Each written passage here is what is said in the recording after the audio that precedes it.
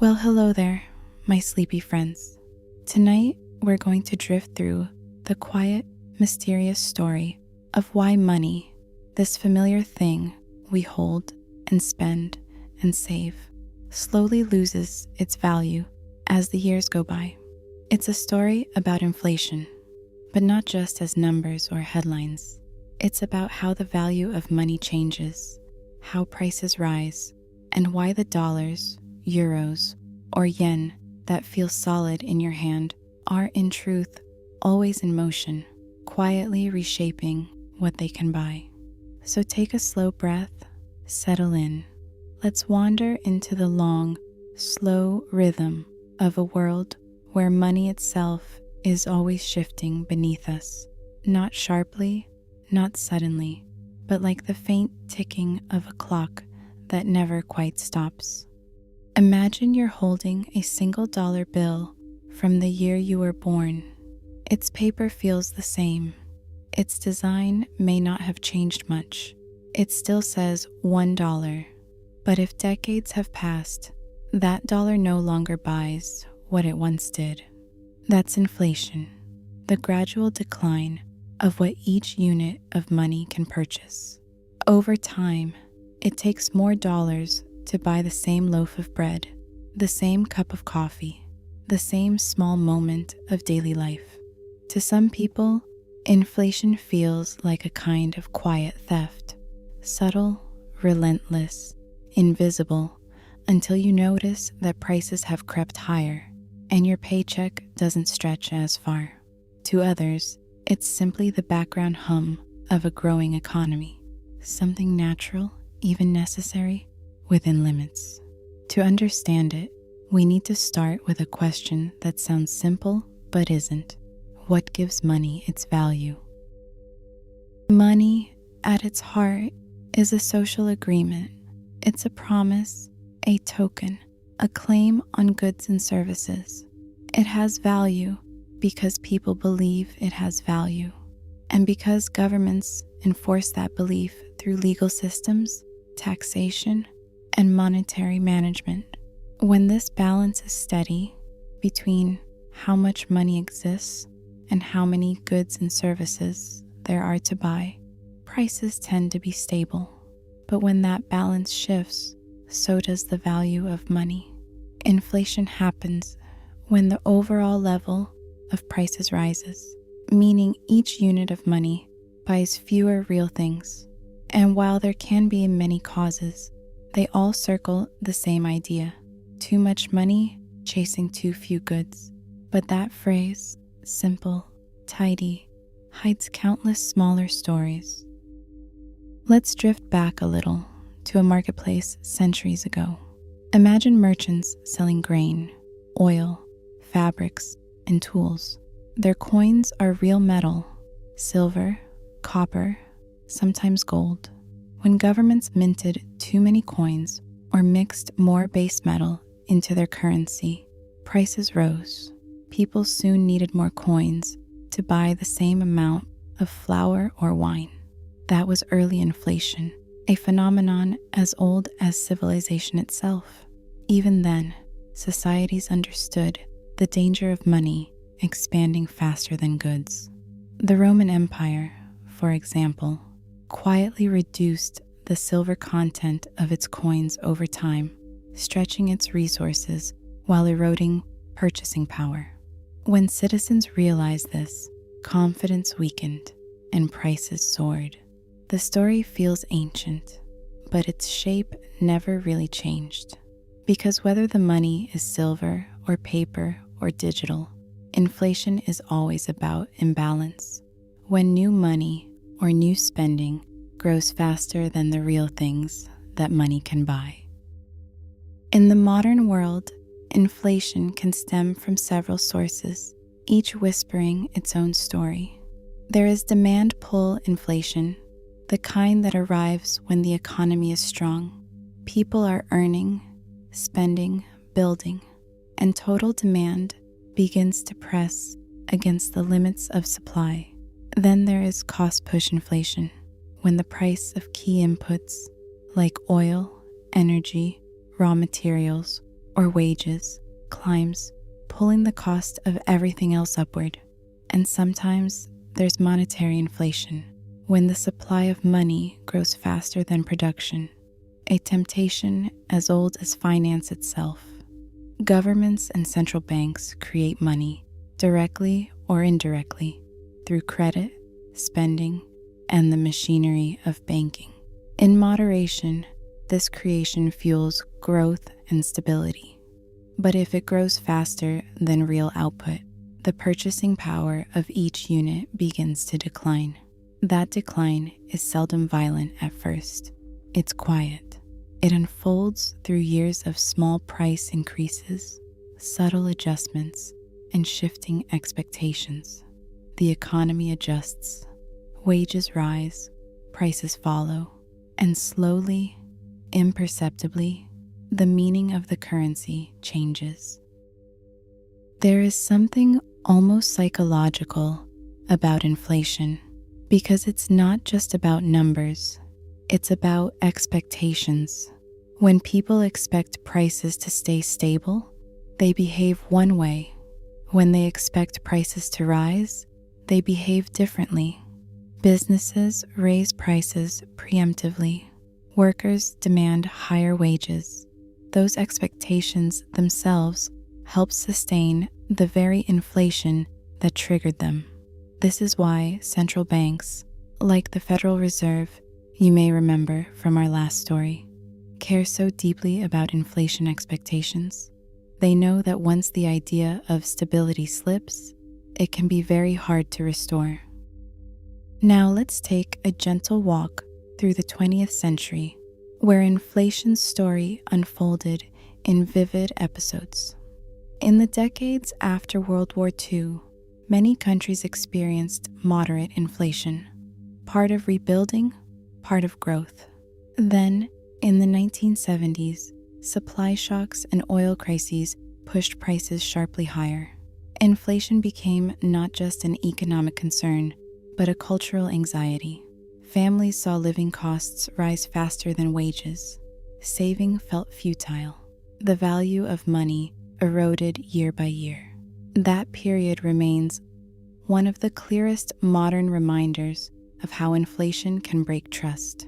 When people lose faith in money stability, everyday life becomes harder to plan. Contracts shorten, investments hesitate, and people spend quickly before prices climb further. Behavior that fuels more inflation, creating a circle of anxiety. But inflation is not always the villain. A little, managed carefully, can be useful. Most modern economies aim for a small amount each year, often around 2%, to encourage spending, reduce the burden of debt, and give wages room to adjust. Deflation, the opposite of inflation, can be worse. When prices fall persistently, people delay purchases, investment slows, and debts become heavier relative to income. That can feed its own vicious loop of contraction. So policymakers aim for the middle ground: low, steady inflation, predictable and tame, enough to grease the gears of commerce, but not enough to burn the engine.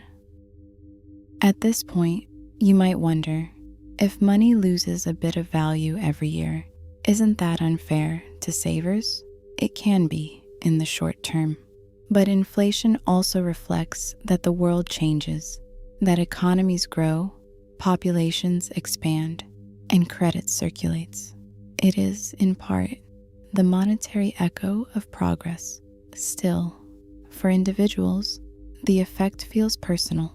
The grocery bill higher than last year, the rent edge upward, the same paycheck stretched thinner.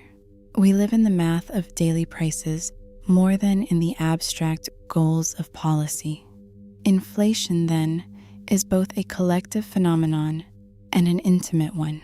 It shapes nations and dinner tables alike. And sometimes, inflation breaks free from its narrow bounds. Hyperinflation, the nightmare scenario, occurs when confidence in money collapses entirely. When prices rise, not by 2 or 3% a year, but by 100% or 1,000 or more. Weimar Germany in the early 1920s, Zimbabwe in the 2000s, Venezuela in the 2010s. In these moments, people rush to spend money the instant they receive it because waiting even a day makes it worth less. Money stops feeling like a store of value and becomes a hot coal burning in the hand. Shops change prices hourly, savings dissolve, and society, in turn, loses one of its quietest forms of order, the shared faith that a unit of money tomorrow will mean roughly what it does today. Hyperinflation is rare in stable governance. Most of the time, inflation lives not as chaos, but as a slow decline, a gentle slope we only notice when we look far enough back. Let's think about a simple image. Imagine a candle burning slowly down. Its light doesn't vanish at once. It fades almost invisibly with time. Inflation is that candle's wax, gradually consumed by growth, spending, and policy. Steady hands can keep the flame useful. Unsteady hands can let the wax melt too fast. That's why every generation, central banks watch their charts and data with anxious care. They fear inflation getting out of hand, but they also fear the cold if it burns too low. Behind these dynamics always lies human behavior, printing presses, and credit creation, yes, but also trust, optimism, and fear. During good times, people borrow, spend, and invest. During uncertain times, they hoard, withdraw, and save. The flow of this confidence is what makes or breaks the balance. Inflation is not only a condition of numbers, it is a mirror of our collective mood. Now, if we step even further back, across centuries, the story reveals a quiet irony. For much of history, societies worried about scarcity, not of value, but of money itself. The cry was for more liquidity, more credit, more circulation. Only in the modern era, when governments could finally create as much money as needed, did the fear reverse. Now we worry not about too little, but too much. In that tension between need and restraint lies the delicate dance of modern monetary life. So what, finally, can we say about why money loses value over time? We can say that inflation is not a single force, but a consequence of many choices, some deliberate, some accidental, some born of policy, some of circumstance.